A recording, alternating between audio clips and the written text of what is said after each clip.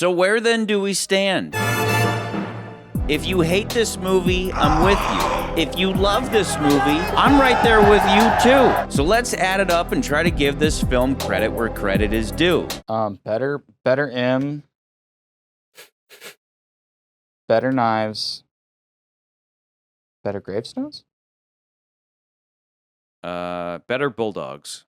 Better bulldogs. That's the one I was missing. For the reason before emotion types and Ian Fleming fundamentalist Bond fans, the plot leaves more to be desired, especially from Bond movie staples Q and Moneypenny. For film snobs and the unwashed, all-feeling, no-thinking masses out there, the story is great. And the story is great if you focus on the M. Bond Silva trifecta. However, speaking of Fleming, this film is reflective of the central tenet of James Bond that differentiates him from every other spy character, and that is his classiness, both of the character of Bond himself and the more serious tone of the higher-ranked films in this series. Skyfall is a classically classy Ian Fleming James Bond outing, not a Cubby Broccoli goofy adventure, at least so far as what his movies turned into down the road. That being said, if Silva himself wasn't so damn good as an ex-00 motivated by M's direct betrayal, this movie might just barely break the Thunderball threshold for its plot conveniences or the Secret Service threshold for its failure to nail its themes. The success of the film works in the same way that The Man with the Golden Gun works, that it's strongest in its Bond and bad guy character elements, and then amplifies these elements by utilizing M, and in the process giving M more screen presence than M has ever had in any film. At that point, all that's left is The Spy Who Loved Me and License to Kill, two excellent Bond outings. Spy is a classic world-spanning adventure of that which Bond movies morphed into over time,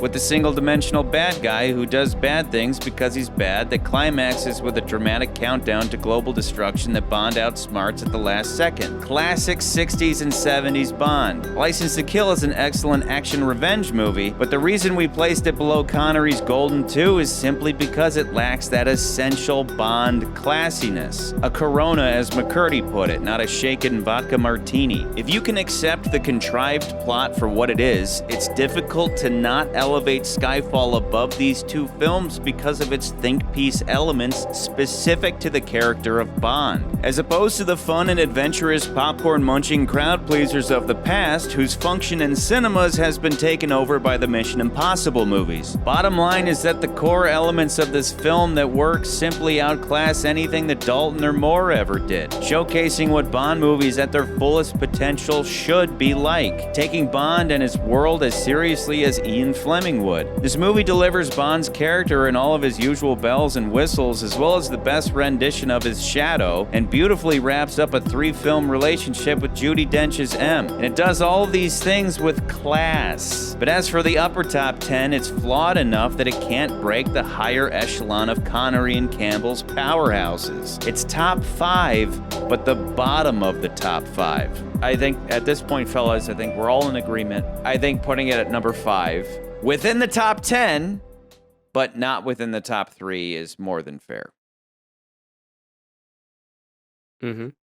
The list stands thus: GoldenEye, Casino Royale, Goldfinger, From Russia with Love, Skyfall, License to Kill, The Spy Who Loved Me, The Man with the Golden Gun, Dr. No, The World Is Not Enough, A View to a Kill, For Your Eyes Only, On Her Majesty's Secret Service, Quantum of Solace, Thunderball, Tomorrow Never Dies, Octopussy, The Living Daylights, Live and Let Die, Moonraker, Diamonds Are Forever, Die Another Day, You Only Live Twice.